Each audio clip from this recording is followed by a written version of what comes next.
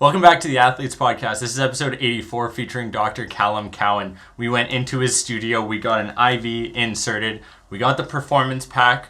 I feel incredible. A couple days after, it was an amazing episode. We dove into some of the insights that he has been providing over the past decade.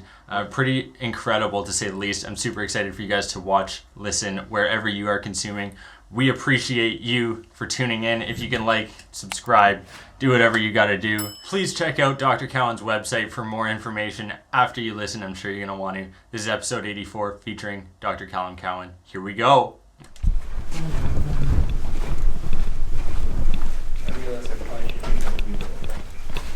that. This is Dr. Michon.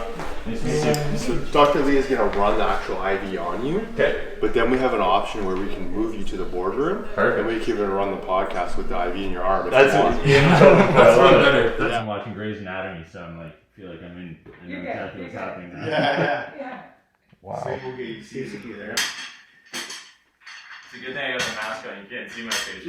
Yeah. See you clenching your teeth. Right? Yeah. A little nervous. Yeah.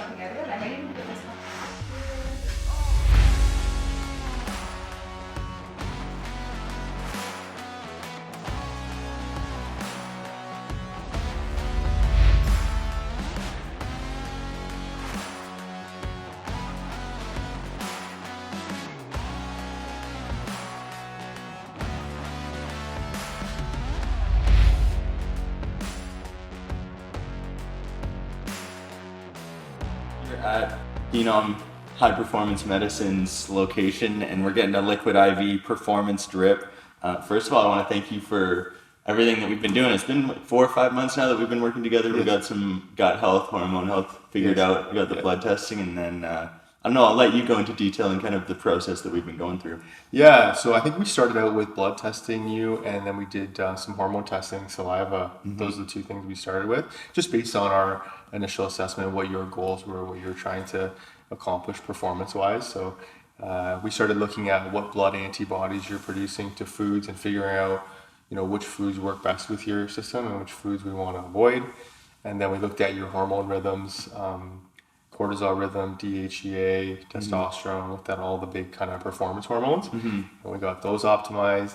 And then because you're a high performer guy, like working crazy hours and pushing yourself, the IV was another recommendation just to kind of pull it all together. So the IV, you get 100% nutrient absorption. So with this particular formula, really good for physical energy, mental alertness, be able to kind of power through your weeks and push harder. Yeah, I'm excited to see the results, and it's funny you brought up the fact that I might taste it, and I actually am right now. I've got the citrusy flavor. Yeah, sometimes you can taste it a little bit. Yeah, so this formula, performance-wise, so amino acids, vitamin C, magnesium, B vitamins, B12, calcium, and electrolytes. Okay. So all the kind of performance angle stuff. Yeah. So one of the things that was interesting for me was once we got the blood testing done, we identified that oats weren't agreeing with my stomach, egg whites, because I was consuming a lot of it, and probably pea protein. Those were kind of the big three among others. What are some typical foods that people should be avoiding eating in that daily life? Or do they have to get the blood testing done to identify what works and doesn't work for their body? Yeah, I mean, we like to do blood testing because you can see exactly what those foods are, and we check 120 of the most common foods. Okay. Like we'll check dairy, grains, rice, oats, wheat, like all that type of stuff, all your proteins, legumes, tree nuts. We'll check everything, but, and we'll get into some, I'll give your audience some things they can start doing right away at the end of this podcast, but some of the most common ones that people have a problem with, obviously gluten is one of them. Gluten seems to be a problem in the digestive tract for a lot of people. Gluten, dairy, eggs, tree nuts, legumes would probably be the top 5 that I would say most people have some issues with. Gotcha. And there's ways that you can test yourself, which we built out some of our online programs to be able to do that. Okay. You can actually pull foods out of your system, reintroduce them, and watch for certain symptoms, and figure out roughly if foods are problematic for you or not. Right. And then you can also do the blood version where you can see exactly what those are. Because you might be trying really hard to avoid all these things that you don't have to be. Yeah. Like gluten's not a problem for everybody. Dairy's not a problem for everybody. Some people do really well on those foods. Yeah. Right? So, it's important to know what works best for you. That's all that really matters. Right. And be able to customize it around that. So what got you into high performance medicine, into this industry? Because it's not a stereotypical job, I'm assuming, that people aspire to be as they're growing up. So what kind of piqued your interest and got you into an athletic kid growing up? Give me some backstory. Yeah. So I played hockey growing up. When I was younger, I played AAA hockey, and then I played semi-pro soccer after that. Not really going anywhere athletically. I didn't really think I was destined to go that way. I really enjoyed it. I love the high performance side. I probably could have put more into those areas using the stuff I know now. Right. Probably would have been really beneficial for me, which is why a lot of our athletic programs are designed for that, like 14, 15-year-old age, to start learning there and start applying stuff there. Right. Because a lot of our pro guys who are 25 plus are saying, I wish I would have known these things 10 years ago. Mm-hmm. I would have been performing so much better. Yeah. Taking advantage of more opportunities earlier, right? And then I ended up going down a route to go into dental school. Didn't really love that angle. I wanted to be involved. Like when I was thinking dentistry, I wanted to be involved from a team aspect. Oh, okay. Doing that kind of work. But then I thought it wasn't, really impactful and lining up with what I wanted to do, because you're just repairing teeth. Right. Like if you work for a hockey team, you're repairing stuff. Of course, that's important to, whatever aesthetically, health-wise too. But it wasn't really sort of that exciting for me. Gotcha. So I wanted to get in the performance side. I went to naturopathic medicine because of that, like how to optimize human performance was kind of like the drive there. Mm-hmm. And then from there, I started working with athletes right away and developing our methods. Mm-hmm. And then we use those methods with everyone now, because we can figure out what's going on quickly, how to address it, what are the big impact things to do to optimize performance. Mm-hmm. We can apply right away. So yeah, I had an athletic background, so I know kind of like what the mindset is and what athletes are trying to do. Mm-hmm. But I feel like there's a huge gap there that's missing from the performance medicine side. Definitely. That's one of the things that I think is so important to educate the next generation of athletes on, because you can go through and train as hard as you possibly want, but a lot of people don't even know, simple macronutrients and what's needed for optimal gut health, your hormone health, and they go through, a decade's worth of training, like you said, and maybe get to that semi-pro, pro level without even having this knowledge. Yes. And you're performing at 50% of what you could have been, or 30%. What were my levels? They were weak in some areas, right? Yes. That my morning cortisol was way off. Yeah. I believe I remember. Yeah, so, super low, but I wouldn't have known that if I hadn't gotten that testing done, right? Yeah. So for our athletes, we definitely want to teach them things so they understand what's going on for all of our patients across the board. But what's really cool now is because most of our pro athletes, we've been working with for many years now. Yeah. They start to know when things are going off. Like the NHL season just ended. I had a few guys messaging me yesterday saying, okay, I want to get hormones tested based on how I'm feeling. Yeah. I want to check my gut health. Can we do stool testing to see what my gut bacteria looks like? Because they've learned over the years, based on things that we've done, that what impact that has. So now they're coming home from their teams and already saying like, hey, can we get this lined up so I can really make my off season optimal, right? Right, which is so important because they have such a short time span to get back and ready for the next season, right? Yeah, and it's exactly why the methods that I'm using are applying for everyone now, because my first patients were pro athletes. Mm-hmm. So I had 2 to 3 months to optimize them. Right. So I had to figure out, okay, what's important to do and what doesn't really matter. What are the key things that really have to happen here to get energy maximized, recovery, sleep, metabolism, all those big performance markers. What do we need to do to get them corrected quickly? Right. So all of our methods we're doing now are based on those initial years of figuring that out in 2 to 3 months. Yeah. Trial and error, getting used to figuring out what that means. Yeah. Figuring out what labs make a difference, what lab companies make sense to test with, rolling people through a certain order of things, like fixing your gut before you fix hormones, or just kind of knowing what things make an impact on what different systems to get results really quickly. So I think the biggest, misconception is that people come in, they're like, I want to be a high performer. I want to feel great every single day. So they try and eliminate every bad food out there possible. Yeah. Which is great maybe in the short term, but one of the things that we try and talk about on the Athletes podcast is the fact that we want to create healthy, sustainable lifestyle that's going to be something that you can sustain for 10, 20, 30, 40 years. Yes. Which is, in my opinion, essential, because sure, anyone can go on a diet for 2 months, start shred down and look great, but are you really going to be at an optimal state for an extended period of time? Yeah, that for sure. And also just not really knowing what you're doing. So you don't know what's important moving forward. All of a sudden you get busy in life and you revert right back to your old habits where maybe you could have kept in a couple high priority things and maintained optimal function, right? So I think there's a huge knowledge piece missing there. And just with all the people that I work with over the years, this is 10 years into practice now for me.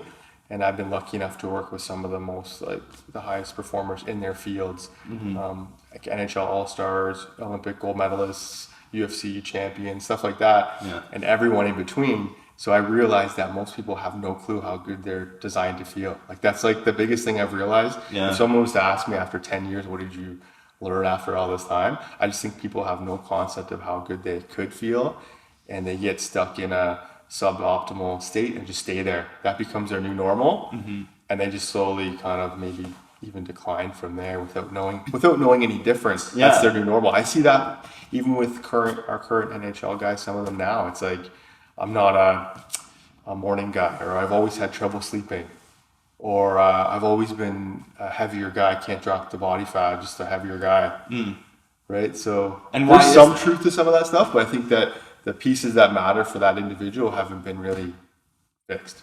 And why is that? I mean, aside from after you do the testing, is that just because our diets now consist of processed foods that don't have the same kind of nutrients that they did when they weren't manipulated to grow bigger? I mean, like the fruits and veggies we see in the grocery stores now are not what they were even 10, 20, 30 years ago, right? Fraction of so it. I mean, what has attributed to that change, and why people are feeling maybe in a mediocre state at best?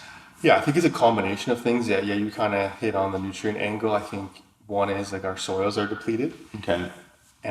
Also, most of the produce and fruit and vegetables that we're eating, even if you're doing a good job, you're eating a lot of fruit and vegetables, you're trying to follow kind of what should be a healthy diet. Yeah. Those things you're getting are probably have been shipped over here from across the world. Right. So the moment they're picked from the vine, you start to lose nutrient content right away. By the time it gets to you, that's why it tastes different if you have a tomato that you've grown in your garden versus one you buy from the store, right? Makes the total nutrient sense. content has been dropped. I think that's one angle. I think stress is another angle. I think sleep habits. I think processed food. I think there's a lot of factors that are setting people up for failure. Gotcha. Whether you're a pro athlete or not, Yeah. you're still kind of in that grouping, right? If you're a pro athlete, you need to take the strategies, and we need to kind of max them out. Like the intensity is much higher. Right.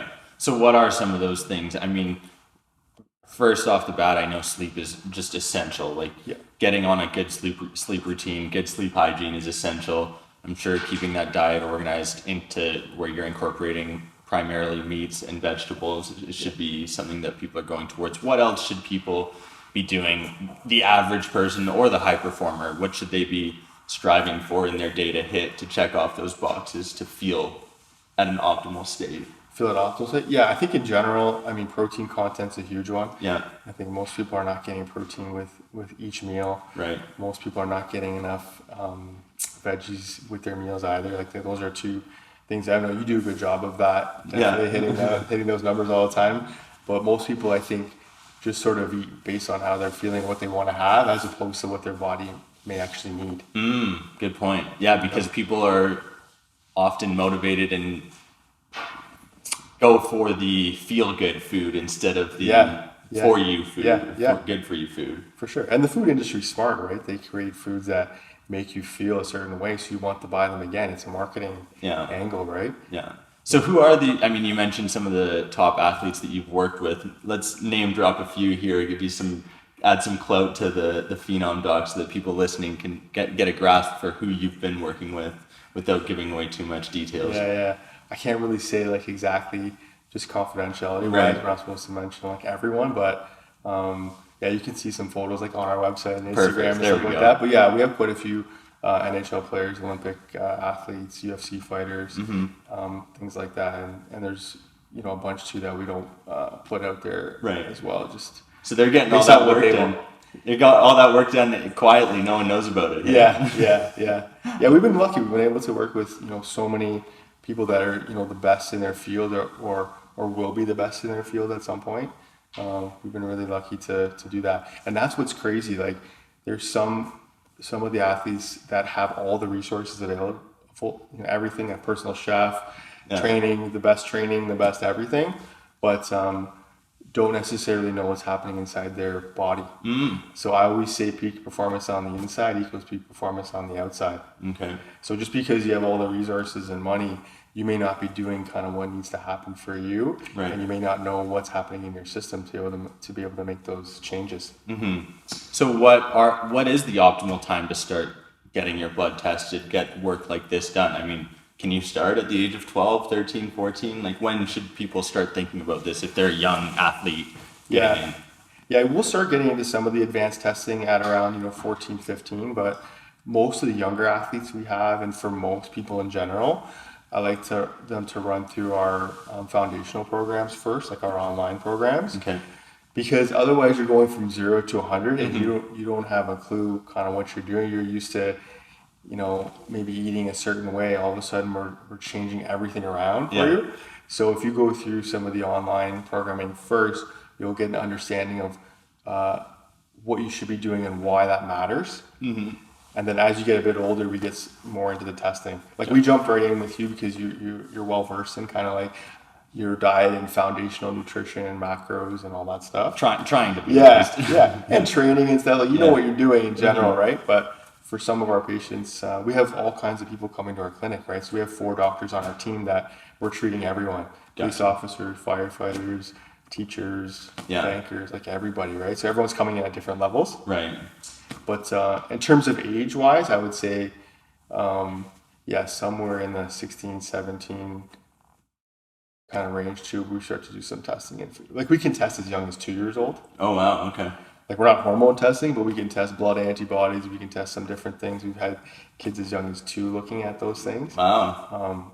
But when we start getting into the high performance stuff, I would say, somewhere 16, 17, we're looking at testing. Wild.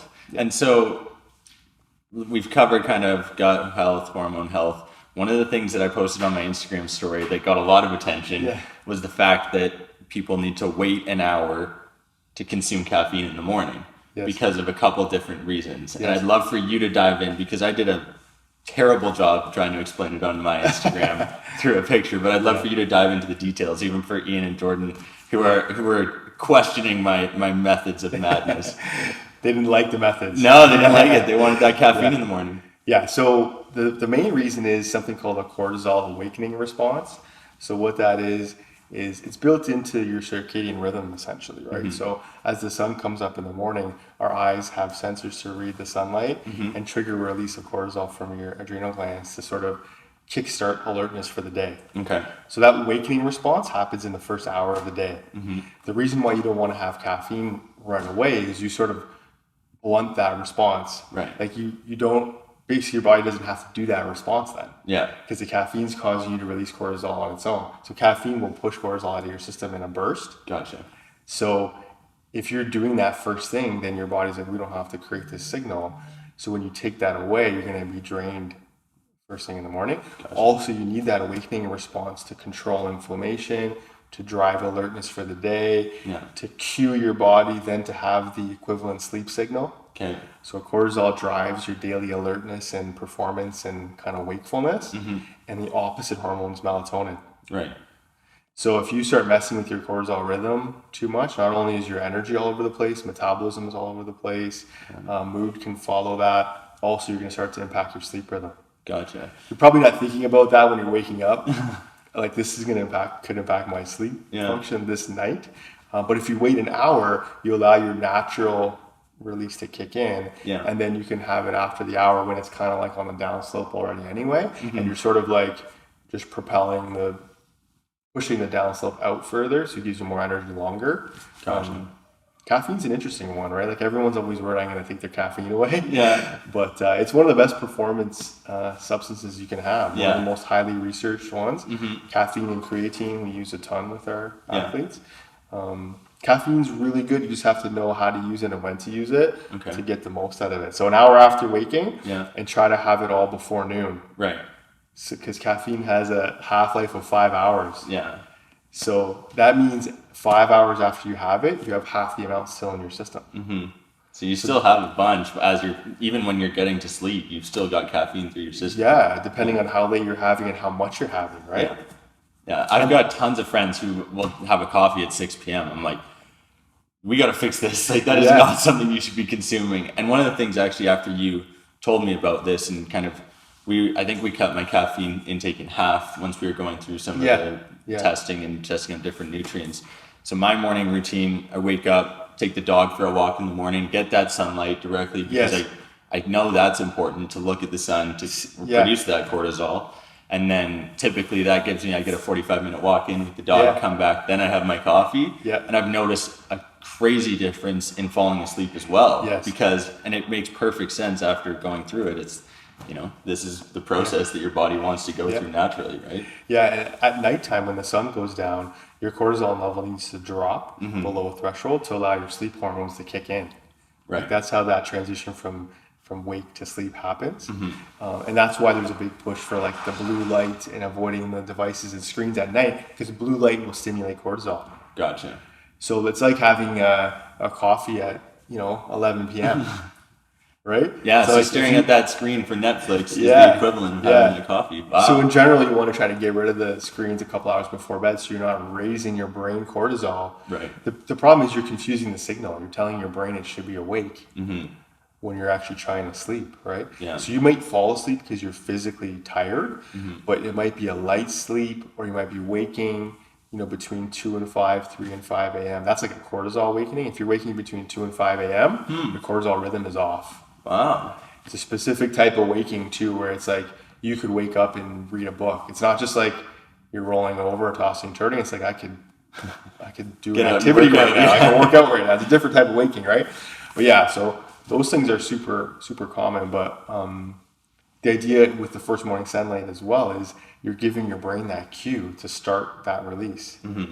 So if we're indoors and you're not getting any natural sunlight coming to you, your brain's like, is it sunlight out? Is it not? Like, what's happening? Should we be awake? Should we be not? So humans, like modern humans, this is what I mean by our modern way of living has benefits, but it's also like we're also set up to fail, right? Totally. Because you could just not leave, especially now. You could just not leave your house at all. Yeah, work from home. I just got a new job, and I wake up in the morning. If I didn't have that dog to walk, I'd be sitting there at my office from 8 a.m. to 6 p.m. and I wouldn't see natural sunlight. Right? Artificial light all day, right? Yeah, and there's certain situations where it doesn't make sense. Like some of our athletes who are on the road, may be tough to get out and get first morning sunlight. You don't have the excuse of walking your dog or whatever, but you can use like a Verilux light, which is like an SAD light, like a seasonal effectiveness light. So it looks like an iPad basically, but it'll give you 10,000 lux of light, which replicates sunlight. So is that similar to like a Juve red light therapy then? A little different because the red light is a little bit more of a different angle, whereas this is like giving you natural sunlight. Gotcha. Okay. So I have one of those in our house as well that I'll flip on in the fall and winter when it's like you're not really going to go for a walk or something, or you may just not have time to do that. And does that simulate the same vitamin D production or creation that would from natural sunlight, that you'd absorb it the same? Not really the vitamin D, it's more so just the light from the sun. You're triggering that release. You just need about 10 to 15 minutes of that direct sunlight or the 10,000 lux of light to recreate that. But yeah, I have a lot of our patients doing that, especially not now because no one's traveling, but if you're in business or you're an athlete on the road, you can pack that in your bag, throw it on your hotel room, 10 to 15 minutes in direct. Makes a huge difference for your daily energy, mood, but also sleep that night. A lot of people have trouble sleeping in hotel rooms for a number of reasons. You're changing the environment, you're in a different time zone whenever it maybe, but the first morning light helps with the sleep, which people don't really think about. Yeah, totally. Yeah. Okay, so what have we covered? Gut health, hormone health, caffeine and creatine. You mentioned those. Yeah. When should people be consuming both those? Caffeine, you said stopping at noon. Yeah. Is an ideal time frame 30 minutes to an hour prior to working out to consume that caffeine? Yeah, about 30 minutes it takes to get into your system to hit the full effect. Something else about caffeine that people don't realize just along the noon guideline is that there's a slow metabolizer for caffeine and a fast metabolizer. So that makes a huge difference as well. If you're a slow metabolizer for caffeine, it stays in your system longer. So you may have to feel that out with yourself a little bit. You may have to cut it even earlier than noon. Okay. And just experiment and just see how your sleep is, what's different. Everyone has wearables now like Whoop and Aura Ring and whatever else. So you can track your percentage of deep sleep, duration of sleep, HRV scores. That'll tell you if that's working or not. Right. So like, for example, getting rid of the caffeine, your HRV score might come right up. Yeah. And you start getting into deep sleep better. Yeah. So you want to get more than 20% deep sleep. Okay. And at least 7 hours of sleep to get kind of the full benefits of it. Okay. But you can monitor those two things on there. So caffeine, definitely needs to be specific. Creatine doesn't have to be as specific timing wise. Okay. Creatine monohydrate would be the ideal source. There's a lot of fancy ones out there I'll do the same thing these days, but all the research is on monohydrate. Yeah. And timing for creatine doesn't really matter too much. Okay. Creatine can be before workouts, can be after. Yeah. Typically doses like 5 grams. You're just getting it in the system. That's all that matters. Yeah. Hasn't really shown to be better before or after. Gotcha. Gut health. You can't see it necessarily until maybe it's exiting your system. Yeah. And that's maybe the biggest, Yeah. showcase of, okay, maybe these foods are not agreeing with me. Yeah. So gut health has a few layers to it. Like you need to figure out what foods work best with you and which ones don't as like a first layer. Okay. Because if you don't know that, you could be consuming foods that are seen as healthy foods, but causing more problems for yourself. Okay. So like bloating, gas, constipation, loose stools, and for athletes, lack of nutrient absorption. That's a huge one. So not only is the food quality have less nutrients, even if you're eating a lot of good stuff, you probably are nutrient deficient, which we talked about earlier. And then on top of that, it's like you need to be absorbing all of that food you're taking in. So if your gut isn't working optimally, even that good stuff you're taking in, you're not absorbing it. So I always say what you eat is important, but what you absorb is even more important, especially for athletes, right? Yeah. So gut health is a few layers. One is the foods that you're putting in. The second big one is like your absorption, so your gut wall. Okay. And we can assess that in a couple different ways. We do stool testing where we can see like, is your gut really thinned out? Is that gut wall really thin to the point where it's reacting to too many foods and not absorbing stuff really well? And then we can even check your bacteria levels, healthy gut bacteria. Okay. So we do stool testing where we can see, everyone's taking probiotics, but there's multiple types of bacteria in your gut. Right. And you need to see like what levels they're at to see if they're optimal. I was going through I had two tests come through yesterday. Both people had no growth in probably the most important strains of gut bacteria. Really? Like 0 levels at all, right?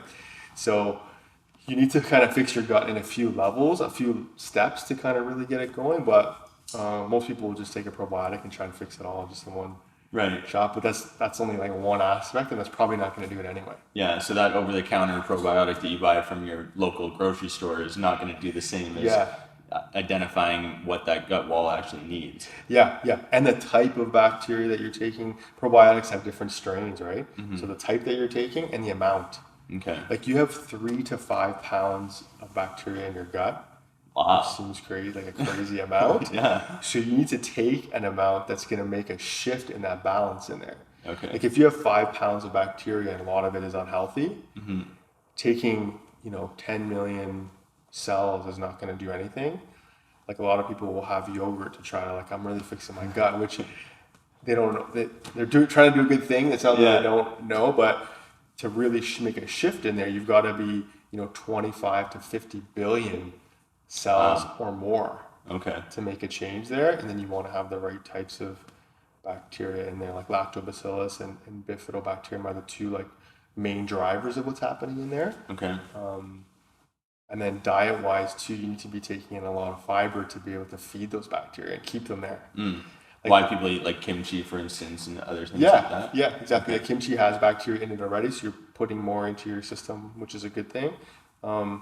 But actual fiber from your fruit and vegetables and grains feeds the good bacteria you have in there to keep them growing. So that's how you can maintain them. That's their only food source is fiber. Crazy. Yeah.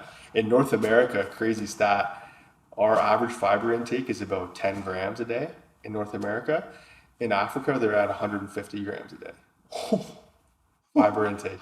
15 times. We're about 10, right? So 10 to 15, somewhere there. So it shows you how low. No wonder why people have so many gut issues and underlying gut issues, because you're not feeding your good bacteria anything. And why is that? Just because of our diet that we have in North America that we've adopted? Yeah, North American diet. And also the lack of diversity too, right? So what's the other stat? 75% of the world's food is made from 5 animal proteins and 12 plants.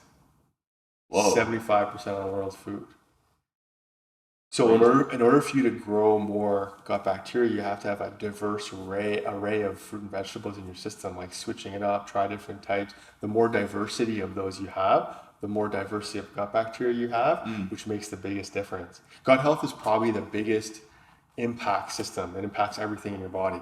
Yeah, isn't it 80 because it has an effect on your brain? Yeah, has an effect on your physical performance. Like, go into that. Huge. Yeah. So gut-brain connection. People have probably heard of that, but your gut and brain are in constant communication with each other all day long, which is why people get like butterflies in their stomach, or maybe like are running to the washroom before an exam or something. Like anytime you get nervous or stressed, it's like you feel that gut reaction. But the gut and brain are in constant communication, so whatever's happening in the gut is happening in the brain. So major driver of like mood, motivation, focus, all the positive mental stuff you have going on is hugely connected to gut. 80% of your brain chemicals are made in your gut. Crazy. So serotonin, dopamine are all made in your gut. There's actually some studies showing 95% of your serotonin is made in your gut. Wow. So serotonin is like your well-being. Yeah, that's your happy, energetic, focused, motivated brain chemical, right? So you can imagine if your gut is really off, how that's going to impact you from mental health, mental performance, motivation point of view, right? So that's why, you have people who, for instance, are consuming fast food on a daily basis who just have terrible mental outlooks on everything because of the fact that they are just putting this crap into their body and it's fueling crap that's going into the rest of their system, right? And it's not providing any nutrients whatsoever. It makes sense. You can tell. For sure. They've done studies actually having somebody eat a fast food diet for 10 days and checking gut diversity and seeing it change, like the gut bacteria diversity drop, and then switch to follow a high fiber or like a nutrient rich diet, almost like an African tribe would eat, and check their diversity again. You can restore it. Wow. Just 10 days. I think it was longer than 10 days, but in 10 days they did the fast food one and you could see like what the level was dropping and you can reverse that. The cool thing is that you don't have to settle for suboptimal. I think most people don't have a lack of effort. They just don't know the right key pieces of information to make a big change. So you just start following with whatever you think you should do, which that may not be your field of expertise. Right. So for people who don't maybe have access to your services, for instance, are there, tips or pieces of advice that you would give to them as kind of, hey, this is where you should maybe do some research, look into it, check your stool? What are some things that people can do? Yeah, actually, we have a free resources section on our website too, where we have all the articles there. Talks about like gut health and hormone health and cortisol and circadian rhythm and intermittent fasting and like all the stuff that you might want to know about. We put that out there so everyone can see that. Amazing. But a couple things people can start out with right away. Number one is the first morning sunlight thing. I think that's huge. And just try it out for yourself. Just see if it makes a difference. 10 to 15 minutes first morning sunlight. If you want to take it to the next level, then you want to time your meal as well with that. So like push out your coffee, first morning sunlight. And then if you have your breakfast around the same time, that's the second cue for your body to respond to. So light is the first cue for circadian rhythm, and then timing of food is the second cue. Because when food hits your digestive tract, it's like, okay, Let's go. we're awake, it's on. This is like the start point of the day. Yeah.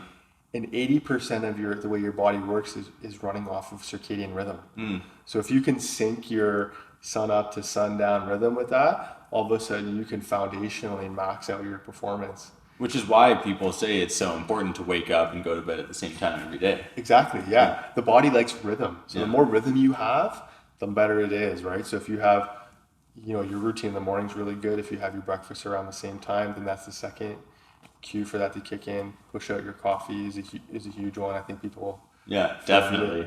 That would be my biggest recommendation for anyone if they are listening or watching. Like, wait that hour, and it makes the caffeine hit different. Yeah. Like, you notice a big difference. Yeah, because you're kind of riding the wave. Like, you already have that natural surge, and then you're kind of taking it above. Yeah, it's like it peaks you. It's like no considerable difference, and I only need 1 cup of coffee in the morning instead of having 2 or 3. And when you get everything working properly, you use the caffeine as like a take it to the next level tool instead of like, I'm relying on this. If you feel like you can't make it through the day without your caffeine, there's other problems that need to get corrected quickly first, like gut health probably, and some of the hormone rhythm stuff, which you can fix really quick. Right. It takes about 3 months to fix the hormone rhythm stuff, Okay. which you're coming up to the end of now. So you don't need to use as much caffeine. The other thing you can start doing to try for yourself is take a 10-day period where you pull out gluten, dairy, eggs from your diet, pull them all out completely, see how you feel, just monitor how your energy is, how your recovery is, how you feel in workouts, all that stuff, and then reintroduce them one at a time and then see the difference. Yeah, you'll probably feel incredible because even just doing that will likely eliminate any of the processed food you're consuming as well. Because people don't necessarily recognize the fact that, oh, this protein bar that I'm eating every day has a bunch of gluten and dairy that is really not something I should be putting in every day, but it's that snack I eat after my workout, right? Yeah. One of the other ones along those lines is the pea protein one. I find a lot of people, for whatever reason, don't do well with legumes. Okay. But a lot of people will think, I'm going to be healthier, I'm going to go to a plant-based protein. Okay. I'm going to try to do I tried that for 1 week with that Mark Wahlberg video, Yeah, which is a good thought to have. Like, you want to encourage anyone who's moving towards a more positive direction, but could be making you more bloated and make even more gut issues, right? A lot of the stuff that we're talking about, you don't know the difference until you actually do it. Like, people don't realize, like, oh, I just thought I was always tired in the morning. You didn't realize you could wake up and feel energized and motivated right away. Yeah. Or you didn't realize how rested you could feel after sleep. That's another big feedback we get. Wow, I feel like I actually slept and feel recharged. Most people just wake up and go and they're like, oh, I guess I slept a good amount. I think pulling out those foods for 10 days is super powerful to give you some insight into how your body's working. And then the third one would be, we call it our Phenom 100 food challenge. Okay. Along the lines of the diversity of the gut and everything. So we have our athletes trying to eat 100 different foods in 4 weeks. Wow. 100 different fruit and vegetables. Wow. We've had a lot of success. People do really well with it. It sounds worse than it is, but it's like 3 different types a day. So like, let's say you're good with your nutrition stuff, so you're going to have veggies anyway. Just vary them up all the time. So you're trying to get 3 different ones per day. Interesting. And trying to, be a little creative with it. Don't just have like 8 different varieties of apple. Like, try to switch the actual fruits. Switch it up a little bit. But that's a good way to really help boost your gut health, because now all of a sudden you're getting all these different types of fiber to feed all your gut bacteria different. It's like giving them like a buffet of different things, right? Makes total sense. So one of the things that's interesting is and it gets brought up all the time, is the fact that Tom Brady doesn't eat tomatoes. Okay. I'd love for you to explain maybe the science behind that too, because for people who cut out tomatoes out of their diet, they just are like, oh, I'll be like Tom Brady now, and now I'm gonna win 7 Super Bowls, right? It doesn't necessarily work like that. Yeah. So I think the strategy there is get rid of the nightshade vegetables. Right. So the nightshade vegetables, tomatoes, sweet potatoes, peppers, eggplant, things like that are known to create a little bit of inflammation in the body. So he's probably, I think he's looking to go to the max level in every category, right? For So sure. he's probably like, I'm going to get rid of these just in case. Gotcha. Probably one of those types of things. Yeah, I don't know what other kind of details he does. I know he's super clean eating, nutrient dense foods. Mm-hmm. I know he's sort of always got his nutrition dialed in, which, I mean, look at his Track record speaks for itself, right? Yeah. And that's why I was curious, because you've got these guys, but he's probably working with someone like you on a weekly basis, checking in what's working, what isn't, identifying these things. Okay, we've established tomatoes do not agree with me. Yeah. Let's completely avoid them. But for the typical person, eating tomatoes is not going to be a bad thing to do. Yeah, no, I don't think so. And you can always play around with it, like, take them out of your system and just test it. Like, I think people just sort of get set in their ways without, really trying anything different. Right. But yeah, I wouldn't say the nightshades have been a huge focus of our attention with people and our athletes. I think that there's other problems like ahead of that. Right. That we're trying to fix. Like the big blocks. Yeah. And a lot of the big like kind of markers we're looking at, we're checking, with some of our pro athletes twice a year. We're monitoring how their system's functioning all the time, because your body will change, your gut will change, the dynamic of your gut will change. If you just switch your eating style right now for the next few months, your gut bacteria will change in according to what you're doing food-wise. Yeah, makes sense. So like you need to be checking those things. Like for the average person, we're probably looking at gut health, hormone health, and all the big blood markers maybe once a year. Okay. But for our pro athletes, probably twice a year or more. Yeah. We're checking all that stuff. But yeah, I think the big point is that I think most people have no idea how good they could feel. Yeah. And that they don't have to settle for suboptimal. We have a guy in his 70s this is the best he's ever felt. He's like, this is the best I've ever felt. He's cycling at over 100K in a day. Wow. Doing 100K a day right now, 3 times a week. He's added lean muscle mass to his quads. His output on the bike is much better. He's taken up cycling a bit more seriously. Mm-hmm. But he's like, I wish I would have known any of these things years ago. Yeah. Well, that's the biggest thing for me. Even, I guess it's been 4 or 5 months now that we've been, and I feel remarkably different. And again, same thing. I didn't know that I was at that suboptimal level because I'd been there for so long. Yeah. And drinking, doing copious amounts of other things during university probably didn't help the situation at all. Yeah. But now that I'm, putting my health as a priority and focusing on what I should be doing, it is insane how much better you can feel by making these few adjustments and adapting your lifestyle to something that's going to be long-term sustainable, right? Yeah, we're always so excited when we work with people too, because we're like, just wait till you start to get a little bit deeper in this and you'll see for yourself how good you can feel, right? Like we don't have to tell you, you can see for yourself. And that is a cool thing too, because I really feel like most people are trying to do their best. They just don't really know what does that actually mean for them? Totally. And because there's so much information out there, you don't really know what's really important to focus on. Everyone's busy. You can't be doing 25 things a day. Yeah.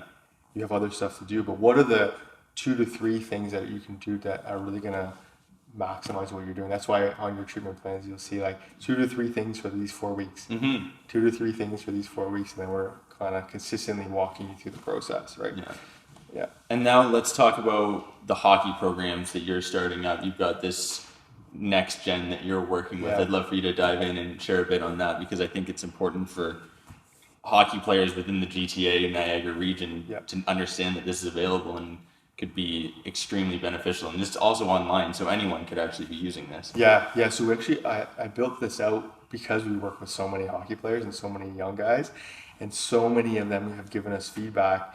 Like I said earlier, they're in their pro career, and they're like, I wish I would have been doing these things earlier. I think I would have been improving myself from a long time ago, right? I think of even myself when I used to be studying for different exams in university and stuff, having a big chocolate milk and a pizza and trying to go study for 4 hours. Probably not the best. Study genetics or anatomy or cell biology and falling asleep at my desk every 2 seconds, right? So, so we designed that to help teach the younger generation about gut health. What does that even mean? What does gut bacteria do? What do your hormones do? What is circadian rhythm? What does your liver do? Like, how does it actually impact performance? Because, you may learn some of that in school at a really basic level, but when you apply it to like your athletics and performance, all of a sudden it becomes top priority. like the athletes we work with are we have no problem with compliance. Gotcha. I've never had an issue with that. Like, Yeah. here's what you need to do. They do it right away because you can see the result. Yeah, well, and they know how beneficial it's going to be for them. Yeah. So that hockey program is designed to teach these young guys what to do, walk them through the steps so they understand what's happening, and then focus on the things that really matter.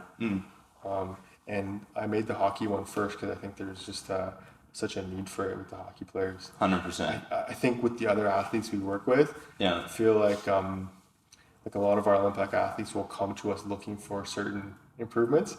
Even the MMA guys now, because we've been working them for a while. Yeah. I think the hockey guys are used to sort of putting all the effort into the gym and on the ice. Yeah. But the 23 hours away from the gym and the ice is where you actually get the improvement. That's where you make your progress, your gains. That's where you get better, right? Yeah, 100%. And that's like people don't necessarily correlate the two because they think, well, if I'm getting my stick handling in, if I'm getting my on ice, if I'm getting my weights in, I'm good. There are, like you said, 23 other hours in the day that you need to make sure that you are optimizing what you're doing so that you can perform at your best. Yeah. Hockey's an interesting sport too because it's consistency. There's so many games, right? Anyone can play well. There's so many talented players out there. Anyone can play well. A few games here and there, a few weeks, half the season, a few months, but who can play well for the duration? Yeah. Depends on what your body can do. Like the amount you can output equals how long you can perform well. Right. Yeah, well, and you've got guys playing an 82 game season, then you add on 16 to 25 games in playoffs, and then they do that for 10, 12, 15 straight years in some cases. Yeah. That's a lot of strain on the body. Exactly, yeah. So that's why we'll do things in the off season to make sure they're replenishing everything. But if you look at the COVID season too, right? They're playing every other night right now, right? So so hockey's a big consistency is the focus there, and how to get guys to perform well the whole way through. And when we're doing the online program, it's basically I take you through each step to optimize. First, you figure out what foods work best for you and what don't. Then we build out your actual nutrition, how many calories, how much protein, carbs, fats, when to use your carbs and protein, like how to really use that to your advantage. Then we fix your gut health, hormone function, and kind of keep building it out from there, right? So it's kind of like in layers. Right. But after they finish that, they'll have a good foundation in terms of how they're feeling, but also knowledge. Right. Okay. The way we wrap up every episode is with our staple question, and that is what your biggest piece of advice would be for the next generation of athletes, whether that be from a nutrition standpoint, from a health, lifestyle, whatever the case is. I'd love to hear from your perspective, Dr. Cowan. I think the biggest takeaway is try things out for yourself and experiment and look at different things. Everyone's body's different. The way you respond to all these different things may not be the same as your teammate or your buddy or whoever else it is. I think it's important to learn about how your body works, what's really important, and then go through a process to figure out what works well for you as early as you can before it's too late. You know, like especially with hockey, I've seen a lot of young players that would have been projected to go really high and do really amazing things with a lot of missed opportunities. I can think of probably 5 off the top of my head right now, where it's like everyone's expecting huge things, never really got to that point. And I think it's not necessarily a skill thing. I think it's like how you're feeling your body, how you're taking responsibility for your own health and performance, like what you're doing on your own time to optimize those things. That's what I see as the difference between the people at the really top, like the champions, and then everyone else. Like the guys who are at the very top are looking for those things. Like they're reaching out to be, what else can I be doing? They're not looking for me to push them. They're like, what else can we look at? Can we figure out this? Can we figure out that? Getting that 1% better every single day. I think so. Yeah. I think that's the key. Where can people find you on social media if they want to find further information and get more details? Yeah. So Instagram is probably the main one. I've got at Phenom_doc. Okay. And then we've got our clinic website, which we have our programs on there, which is PhenomHPM.com. And then I have a phenomdoc.com as well, where I have some programs as well. So you can see all the online programming if you want to do stuff at your own pace and go through all the foundational stuff. If you want to work with someone one-on-one, then we can set everything up virtually. So we have 4 doctors on our team that are are looking to help you and are excited to help you. So everything can be done virtually right now as long as you're in Ontario. Yeah, amazing. Yeah. Well, I appreciate you coming on, sharing a bit of insights, doing this IV where we've learned lots, and I'm sure we'll be chatting again soon in the future. Awesome, man. Thanks for having me. Thank you folks very much for listening to the 84th episode of the Athletes Podcast featuring Dr. Callum Cowan. He has worked with some absolutely incredible athletes, sharing some stories afterwards. My jaw was on the floor. It was pretty damn incredible to listen to some of the work that he's been doing over the past couple of years. I'm excited to continue working with him over the next couple of years. Did I say that twice? Doesn't matter. You should check out his website after you like and comment below here. We appreciate it. Jordan Mazin is our producer. Ian Singleton is our videographer. My name is David Stark. That was a weak outro. We'll see you later. Bye.